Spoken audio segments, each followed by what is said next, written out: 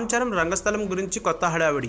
Mega power star Ram Charan చేస్తున్న తాజా చిత్రం రంగస్థలం 1985 ఇటీవలే రాజమండ్రి షెడ్యూల్ ముగించుకుని త్వరలోనే హైదరాబాద్ షెడ్యూల్ను మొదలుపెట్టుకోనుంది. ఇప్పటికే టాకీ పార్ట్ పూర్తి చేసుకున్న ఈ సినిమా గురించి ఒక ఆసక్తికరమైన వార్త తెగ హడావిడి చేస్తుంది. అది కూడా కథ గురించే కావటం విశేషం.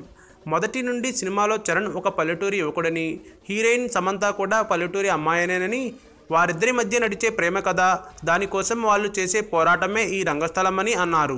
కానీ కొత్తగా ఇందులో చరణ్ ఒక థియేటర్ ఆర్టిస్టుగా కనిపిస్తాడని, రంగస్థలం అనేది అతని కంపెనీ పేరని అంటున్నారు.